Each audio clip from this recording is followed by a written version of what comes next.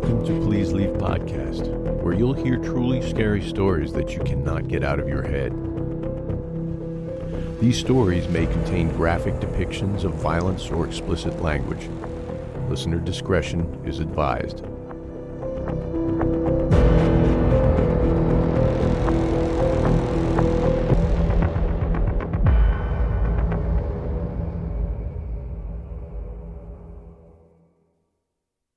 I crunch across the gravel, looking down at the fob in my hand. I'd been given no instructions with it, and I can't see a button or switch on it at all. As I climb the few marble steps in front, I look up at the imposing front door, dark wood with carved panels depicting saints or ancients. I glance around for a keypad or camera or anything the fob might interact with. I can't see one, but when I'm within a few feet of the door, it clicks softly and opens inward. A disembodied voice says, "Welcome, Alex." Slowly, my eyes practically on stalks, I go inside. I've been doing this gig for a decade now.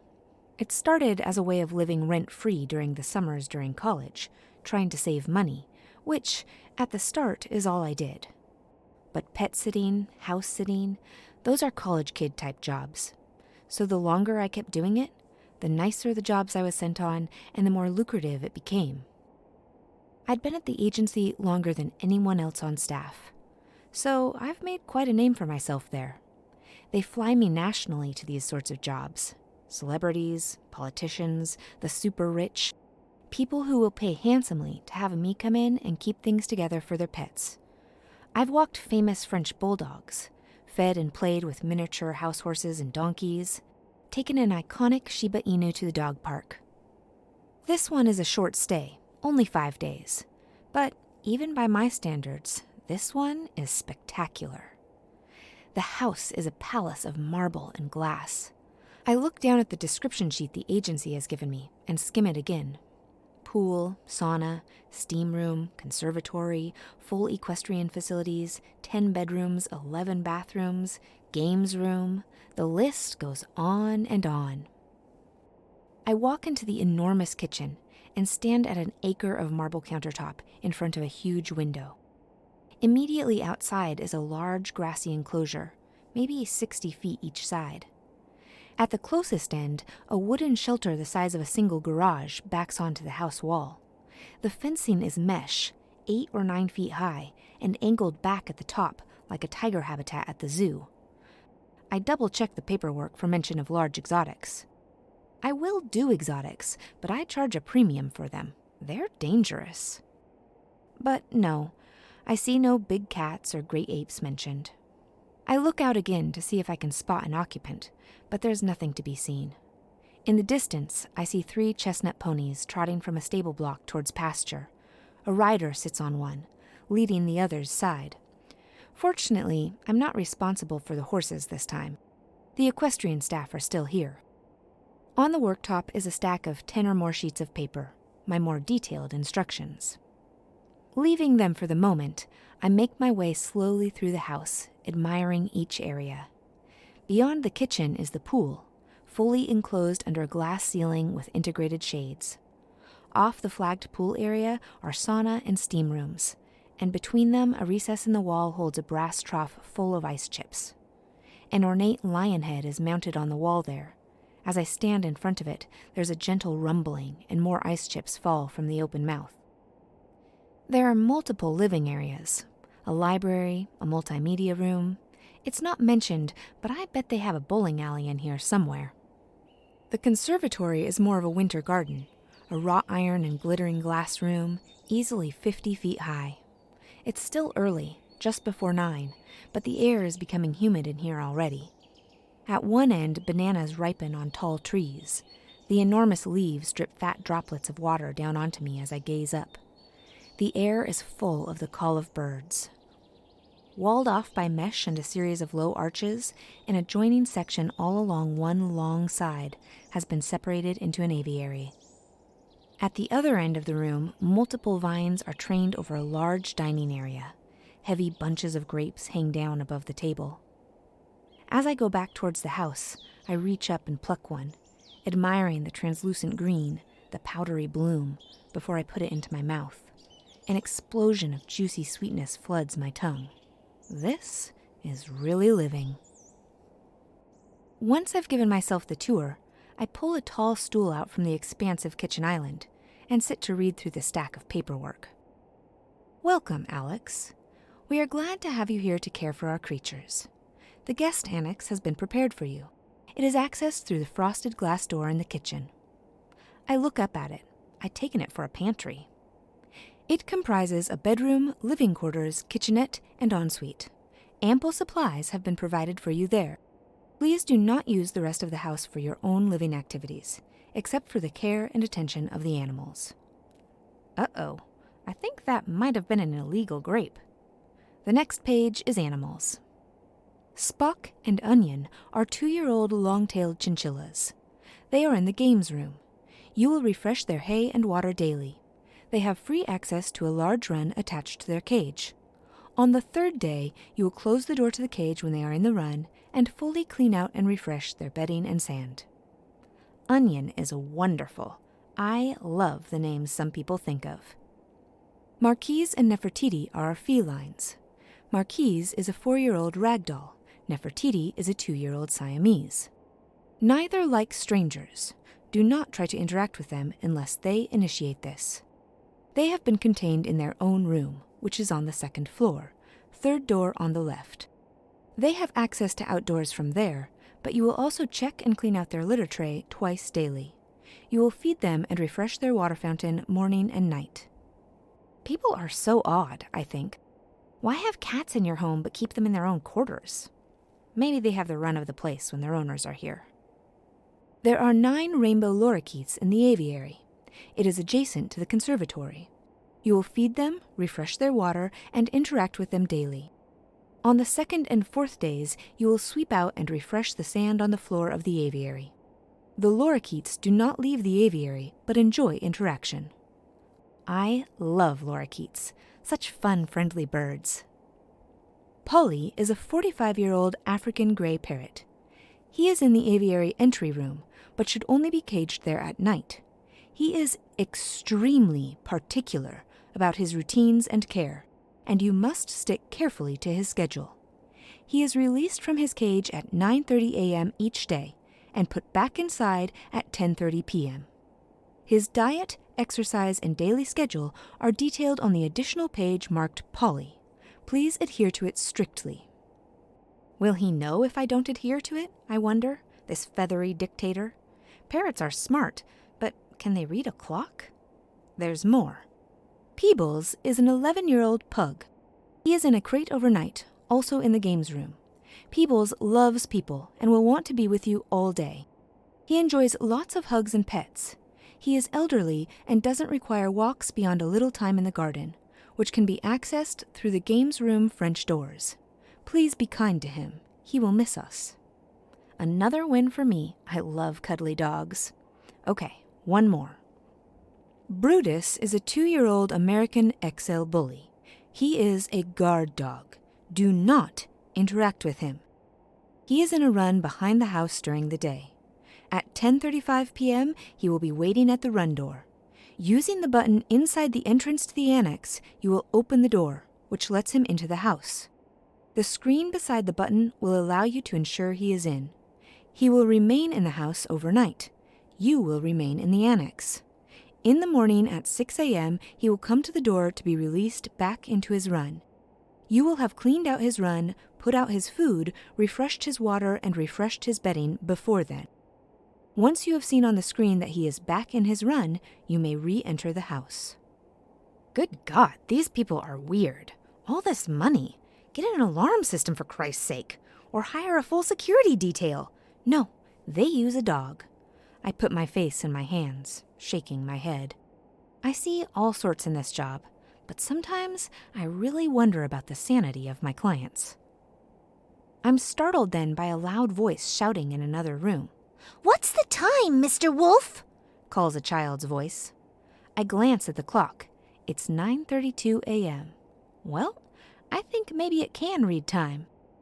I make my way back through the house to the conservatory and go through the next door, which I have correctly guessed is the aviary. There's an entry area of about 10 feet square. To my left, the conservatory is beyond a screen of green mesh. Directly in front of me is the mesh wall of the aviary, with a porch entryway built in. It's a jungle in there, too. I see a few flashes of color as the lorikeets flit about inside, alarmed by my sudden arrival. On the wall to my right runs a long countertop with a sink. A large fridge stands at one end. Beside the fridge is a black cage, about 5 feet tall, and clinging to the inside of the door of it is a gray parrot with a flash of rich coral red at its tail. "What's the time?" It squawks again as I enter. I hurry over and open the cage, and it climbs out immediately, using beak and claws to climb up onto the cage roof. "Sorry, Polly," I say. "I'm a bit late." In the cold voice of an adult man, it says, "Careful, Alex." And I stop in my tracks. That's fucking weird. How does it know my name? "You're being ridiculous," I tell myself. Probably one of the owners is called Alex, or someone else it knows. It's hardly an uncommon name. I'm quickly reading the care sheet to see what exactly I'm supposed to do now, and I'm grateful to find that someone has left Polly's breakfast of pellets and vegetables ready for me in the fridge. I hurriedly dump it out into the bowl on the perch opposite the cage, and once Polly has flown to it and begun eating, I take out the cage bowls and clean them out, refresh the pellets and water in them. Then, leaving the aviary room door open as instructed, I go back out into the house to look for the games room. Peebles is a tan color, with black paws, nose, and ears, and is snuffling eagerly at the crate door when I find him. I open the crate and go straight to the French doors and throw them open too. He waddles out and runs to the closest shrub to cock a leg and pee. I look around the neatly manicured garden and at the small stone fountain in the middle of the lawn. In the center of it, a mermaid, frozen in an eternal leap, pours from an endlessly overflowing conch shell. Bladder emptied, Pebbles shuffles back towards me, half lying down, showing me his chunky belly as he reaches me. I slide the door closed behind us and sit down on the small patio there, the slate flagstones sun-warmed underneath me, to give him belly rubs and scritches. Once we're acquainted, I stand again and begin to stroll around the garden. At the far side, behind a low screen of willow, I find the long side of the outdoor run.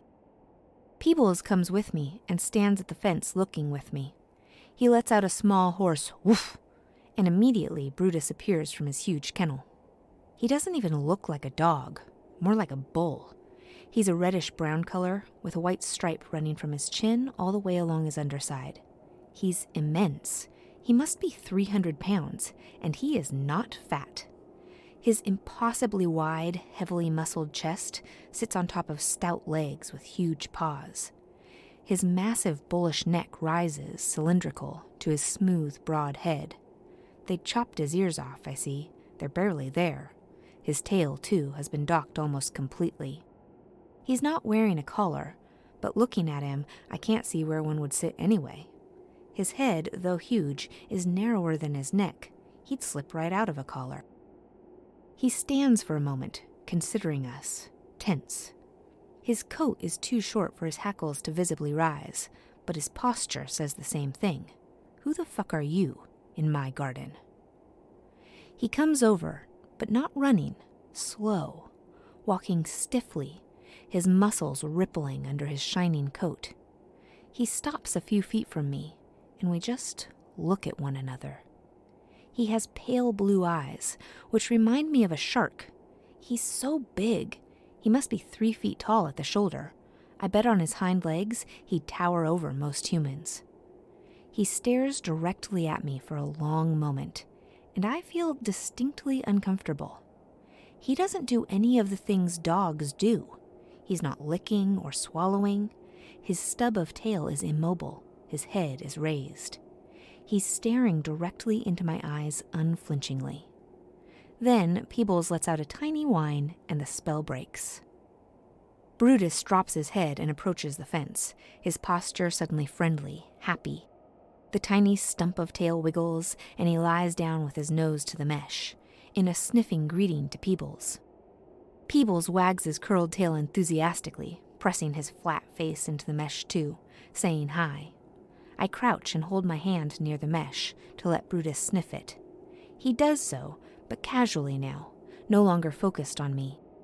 He pants and averts his eyes, and I scratch the top of his head with one finger. After some more wags and sniffs, Peebles begins to wander away again, and I follow him, leaving Brutus staring after us from the fence. With Peebles in tow, I go back through the house to the kitchen and take my bag into the annex. It's luxurious. There's Egyptian cotton sheets on the king-size bed, and a fluffy robe hangs on the back of the ensuite door. There's no bath, but a huge walk-in shower, with soap and shampoo dispensers on the wall. The fridge in the kitchenette is full of food and beverages. Beside the door back into the kitchen is a screen and a small panel of controls. The screen is divided into multiple scenes, and each, I realize, shows a room there are animals in. There's a wide-angled view of a room full of scratching posts and cat trees. In a hammock at the top of one, a long-haired cat is cleaning its face with a licked paw. Beside that, the games room is shown. A little puff of sand appears from the side of the cage as I watch. A chinchilla is having a sand bath. The next four are just doors. The two sides of the one beside the annex, I realize, that leads to Brutus's run from the kitchen, and the two sides of another. I wave a hand to confirm a suspicion, and seeing it flash by the screen, realize the other door leads from the annex directly into the kennel. That must be how I get out there to put the feed and water in before I let him back out in the mornings. In the last, Polly is on the side of the mesh to the aviary, and though there's no sound from the screen, I can hear the birds shrieking from where I'm standing. Taking his care sheet with me, I go back to see what's bothering Polly. Brenda, you bitch! He's shrieking as I go in. I should have slit your fucking throat! Geez, he's got a screw loose, I think, as I hurry over to it. I scan the sheet frantically, looking for what he's supposed to be doing right now at 10:17 a.m., and see that I was meant to let him into the aviary to interact with the lorikeets at 10. I open the outer mesh porch door and he climbs in. I follow, and, closing the outer door, I open the inner one and he flies through. The aviary is magical, breathtaking. Tropical plants, similar to those in the conservatory, line the glass walls. The ceiling is lower in here, maybe 15 feet or so. Devil's ivy and climbing monstera plants cling to the mesh and climb from tree to tree. Trailing mosses grow through the wrought iron rafters above, their tendrils reaching down to where bright orchids cling to stout trunks of the more mature trees. Across the room, at various heights, ropes and branches are strung, offering endless options for perching, climbing, and play. Bells, dried fruit, and woven straw toys are hung here and there. The lorikeets chatter noisily together at the far end, and I watch as, when Polly flies towards them, they all disperse and fly away. Are they scared of him? Maybe not. Maybe they're just unsettled by a stranger being in their aviary. I realize I've left my instructions out on the counter and go back out then. I leaf through to find their care sheet. I'm to put out chopped fruit, clean their water containers, and clean and refill the nectar dispensers. I spend the rest of the day caring for each of my charges. I love feeding the lorikeets, who gather solicitously on my forearms as I refill their nectar dispenser and take orange slices from my hands. One, a juvenile by the look of his dark beak, sits on my wrist and says, slightly unclearly, "Beautiful bird." I wonder if he's been hand-reared.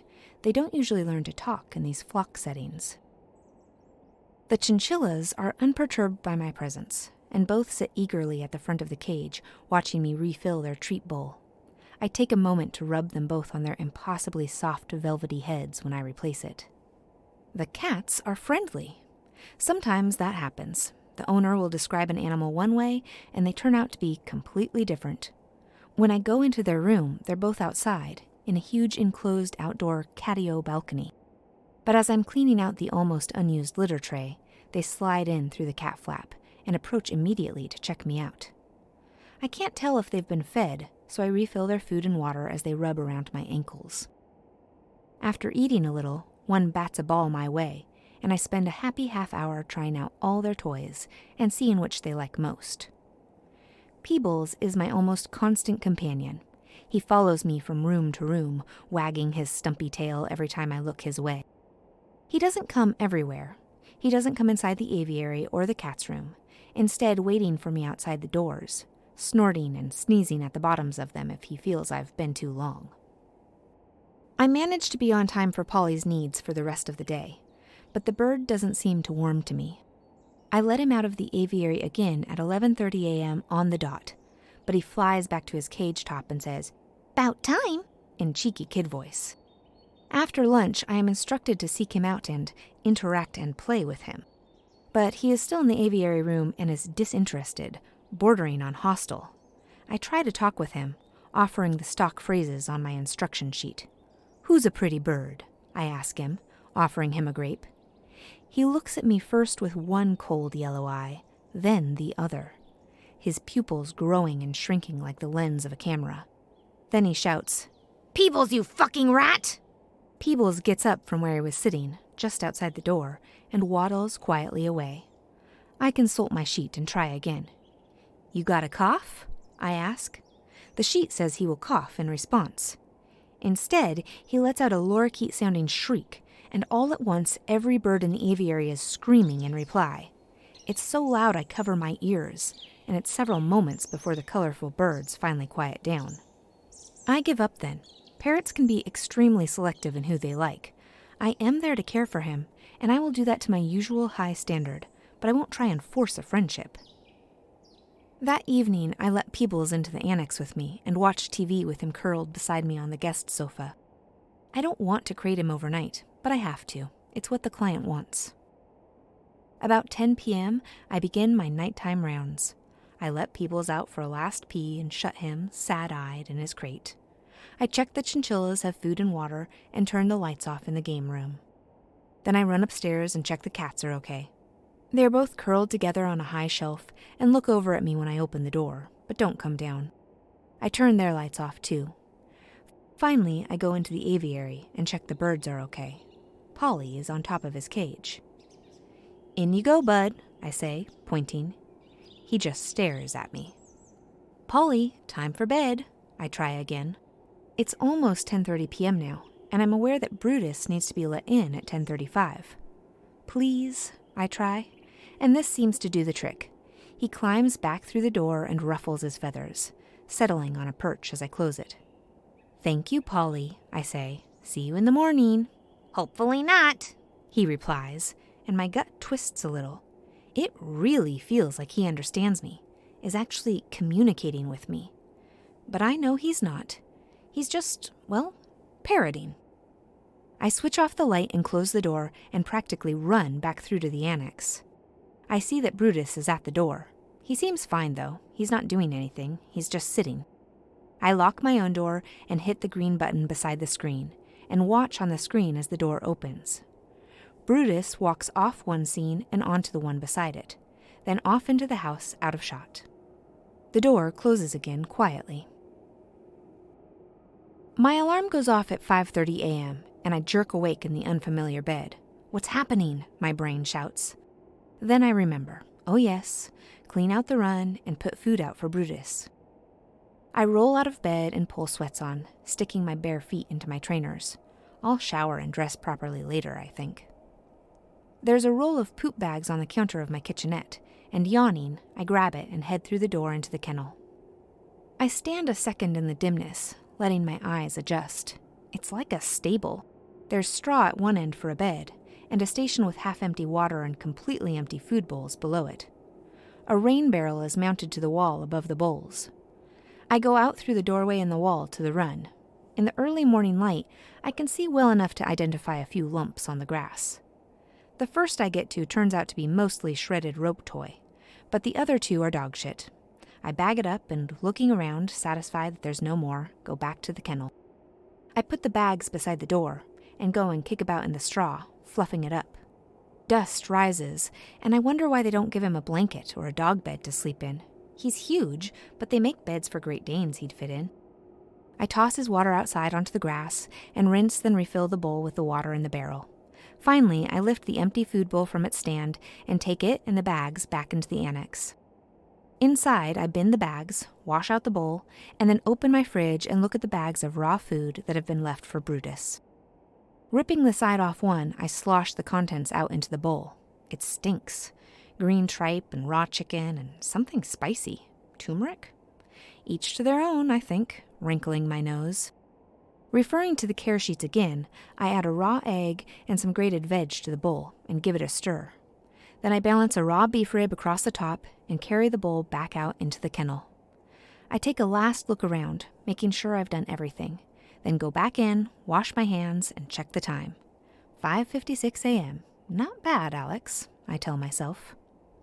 I look at the screen. No sign of Brutus. I watch as the minutes pass by and wonder if I'll need to do something, call him or something. But at 5:59 on the dot, he walks into view and sits in front of the door to his run. I'm pretty stunned by his timekeeping, and I hit the button immediately. But he doesn't move. He just sits there. I glance at the clock again just as it ticks over to 6 a.m., and when I look back at the screen, he's gone, already moved over to the kennel side. What the fuck, man? These animals are so punctual. I watch the door swing closed and hear the clunk of it locking through the wall. Then I turn away and fall back into bed. I wake to screaming, and I'm out of bed and running for the door before I'm fully awake. By the time I'm halfway across the kitchen, I realize it's just the bird. In the aviary room, Polly is screaming inside his cage, a high-pitched, terrified woman's scream, over and over. This bird must have witnessed a murder, I think. I run to the cage and glance at the clock. 9:34 a.m. I've overslept. Sorry, I shout. Sorry. I open the cage door and Polly climbs over to sit on the sill of it. "I'ma fuck you up real bad," he says in a deep baritone, ruffling his feathers in irritation. "Charming," I reply, and begin to sort out his breakfast. Nothing is ready, and I realize I should have spent time doing all this yesterday. I hurriedly wash his perch bowl and chop veg to add to the pellets I've put in it. Once he's eating, I change out his cage bowls, then set to chopping fruits for the lorikeets, making a mental note that I'd do tomorrow's this evening and not have this happen again. The rest of the day passes more calmly, with me finding a bit of a routine. Each time I go into the garden with Peebles, I visit the fence line and chat to Brutus. I feel so bad for him stuck out there on his own. Dogs are social animals, and he's basically alone 24/7. Maybe they have him indoors when they're home, I think. But then, why all the cameras and the run? There's no return of his weird stalking behavior. He just acts like a dog now. I can't get a whole hand through his fence, but he stands still with his head against it for scritches behind what's left of his ears. Poor doggo, I tell him as I scratch. They'll be back soon, your people. Don't worry. In the afternoon, I read my do's and don'ts carefully and conclude that I can use the pool and spa. For decency's sake, who knows how many cameras there are that I can't see, I change in the privacy of my own ensuite into the swimming gear and go through the kitchen in my flip-flops to the pool room. It's pure luxury in there.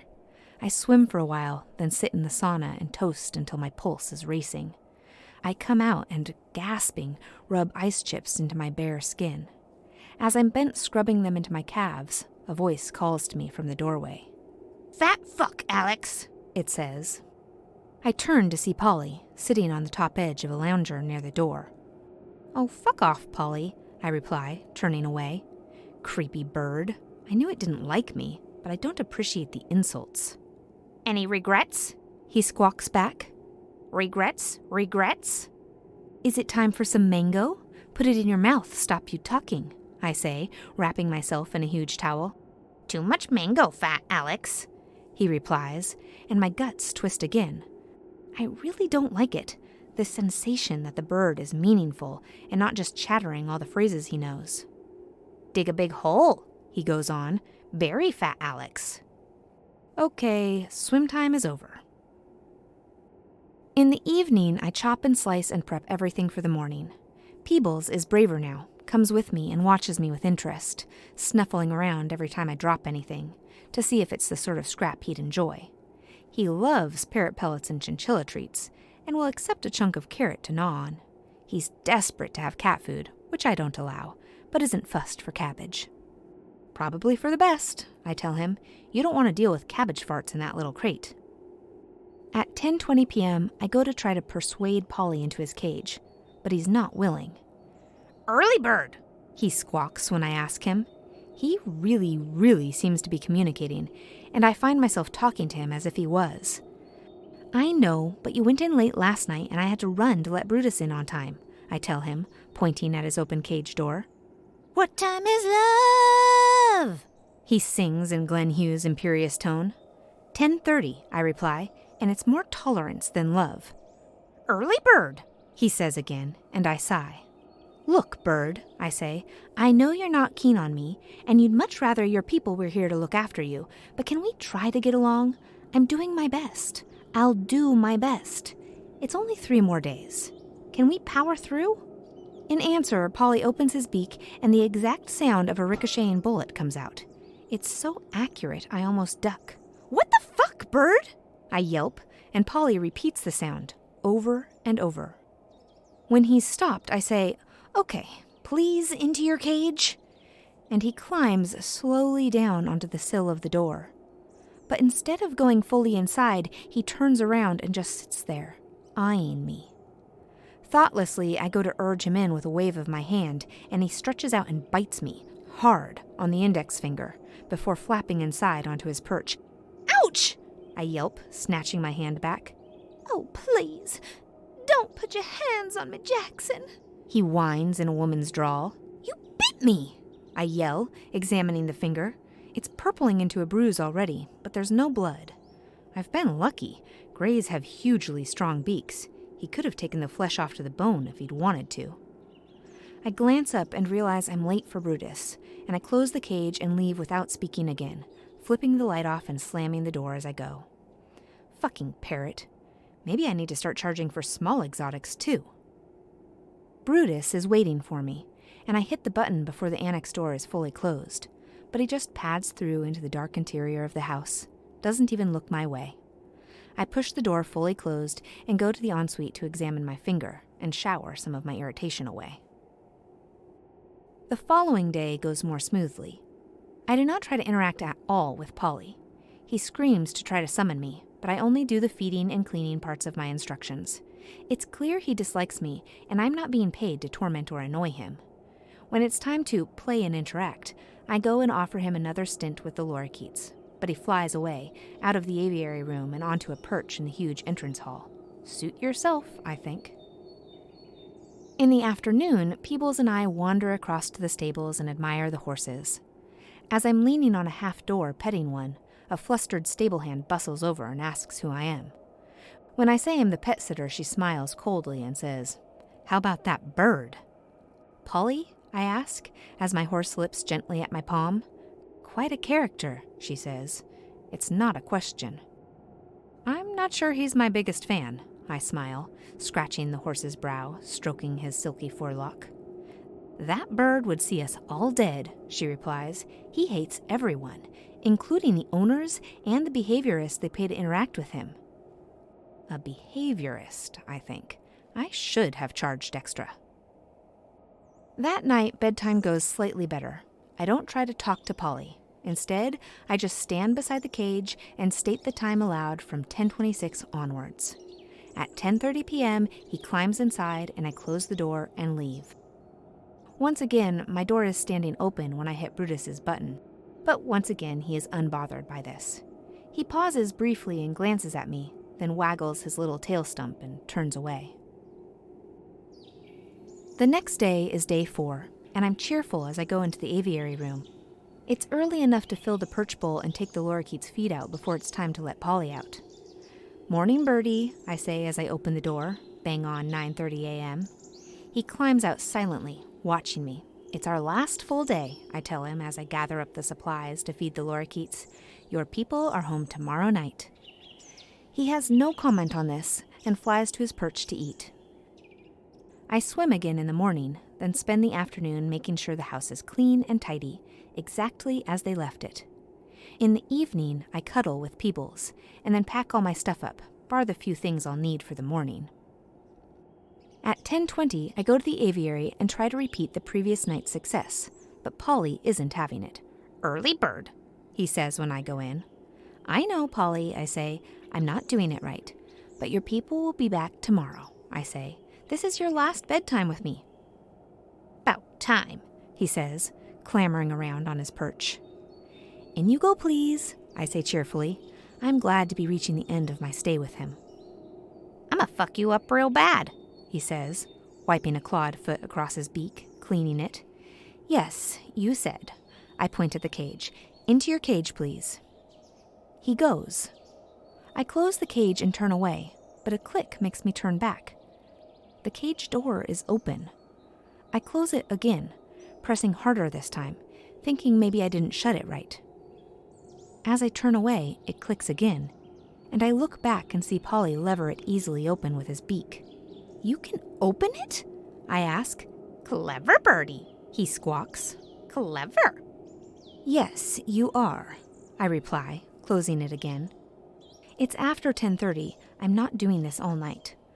Polly leans over and reopens it, and I shake my head. "Good night, bird," I say as I walk to the door of the room and go through it, leaving the cage open. I close the door to the room and stand outside it for a few seconds. It has a round doorknob. He can't open that, surely. He'll be fine. I go back to the kitchen and lean through the annex door to slap the button.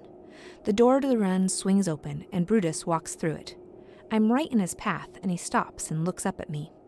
I hold out a hand and he sniffs it, then lowers his head slightly.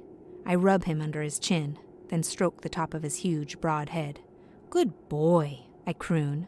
"Who's a good doggo?" After a minute, he looks past me and I step out of his way and watch him walk off into the house. Then I turn and head to bed. I don't know what time I wake. After 3 a.m., it's starting to get light, but nowhere near 5:30. I wake to noise. Lots of noise. Barking, screeching, screaming, and yowling. I throw myself out of bed. What is going on out there? In the kitchen, the noise is even louder, and the confusion of sleep still clinging to me, I stagger towards the source of it. Is Polly loose in the house? I think I see him flit across the end of the hall. How the fuck did he open a door with a round doorknob? There's a cacophony of sound coming from the aviary, where the lorikeets are screeching. I go in and confirm Polly isn't there, and close the door. There's barking in the games room. I go in there and it's chaos. Polly, presumably, has opened Peebles' crate. Not only that, the cats are there too, yowling and hissing. Peebles is running in small jumping circles in the middle of the rug, barking and growling. Polly sits on a perch near the French doors, alternately barking and yowling. How did the cats end up out here, I wonder? Maybe Polly let them out too? "Polly!" I yell over the noise. "Get back in your cage, please." "Careful, Alex," Polly replies coldly, before letting out a piercing human scream and taking off, flying through the open door. I chase after him, rounding into the hall just as his tail disappears into the conservatory. "Polly!" I shout. "Get back here now!" I run into the conservatory and see Polly perched on a vine beside the eating area, nibbling on a grape. The lorikeets are screeching still, and with the aviary separated from the conservatory only by the mesh screening, they're loud. I throw a look their way, and Polly lets out a short cry, which suddenly silences them. My ears ring in the abrupt quiet. Polly plucks another grape and cocks his head this way and that, looking at me. I'm still trying to wake up. How am I going to get this situation back under control? "Harmony," Polly says in a smooth woman's voice. "Open aviary." And I hear the click-creak of the aviary room door opening.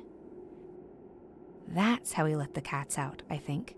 The house has a voice-activated control system. "That's enough now," I say, no nonsense. "Time to go back to your cage." "I'ma fuck you up real bad," Polly replies, plucking another grape. He turns it adeptly with his claws as he nibbles it. When he's finished, he ruffles his feathers and in the same female voice shouts, "Brutus!" Brutus. He's still in the house somewhere. I hear the click-click of claws in the hall, and he appears at the door, looking around for his owner. He comes in slowly, sniffing the air, his nose telling him his ears were mistaken. "Harmony," Polly says. "Close conservatory." The door swings shut behind Brutus. "Polly," I say, "that's enough now. Come on, I'll find you some extra nice cucumber for breakfast." "Brutus," Polly says in his owner's voice, his head on one side. "Foobar, Brutus." I look at Brutus. He's frozen in place. This is not good, I think. "Foobar, Brutus," Polly repeats, bobbing his head up and down. Brutus's entire posture shifts. His head comes up, his legs stiffen. That blank, ruthless look he'd given me the first time we laid eyes on one another stole over his features. He turned his huge head towards me, and a low, grumbling growl began in his throat. "Shit." "Brutus," I falter. "Good doggo, Brutus. Good boy." "Foobar, Brutus," Polly screeches, bouncing up and down on his vine. And Brutus comes for me. I run, away from Brutus, away from the door to the house. I don't get far. Within 20 feet, he reaches me, grabs my hand with his huge mouth, bites it hard and holds, whipping me around so my momentum throws me down onto the tiled floor. I feel crunching and see my hand flop as he lets go, and understand he has completely broken it, right as he bites down on the other one. Polly flies towards us, perches on a nearby tree. "Foobar!" he shrieks, rotating his head rapidly, trying to get the scene in both his eyes at once. Me on the floor, wrestling desperately with the massive dog which stands over me, biting, releasing, biting. The lorikeets are screeching again. The thing about dogs like Brutus is, they have no off switch. They can be the most sweet-tempered dogs you'll ever meet, but once they go into attack mode, they are almost impossible to stop. There's an inevitability about it, like collies herding and labs bringing you stuff. Bullies will fight, to the death. I try to stop him. I push my mangled, bitten hands into his throat, slap weakly at his eyes, kick at him. I shout his name and "good boy" over and over, trying to awaken his memory of me as a friend. But he's deaf to my cries, and he's faster than me, and much, much stronger. After a few desperate seconds, he gets a hold of my throat, and I know I'm done for. It doesn't hurt. I'm too full of adrenaline to feel anything. All there is a huge crushing pressure behind my eyes and around my neck. From within my skull, I hear the bones of my windpipe pop as they collapse under the power of his jaws. He shakes me, and I feel a flood of hot wetness pouring down my chest as my brain and my teeth are rattled. When the shaking stops, I open my eyes wide, and over the side of the massive head, I see a pane of glass, coated bright red. Ruby-hued dawn light filters through it, falling across my face. My vision blurs, darkening from the outside edges, and echoing as if down a long tunnel, I hear Polly say, "Harmony, open conservatory." Then, as everything fades to blackening fuzz, very distantly, I hear the click of the cage door being closed.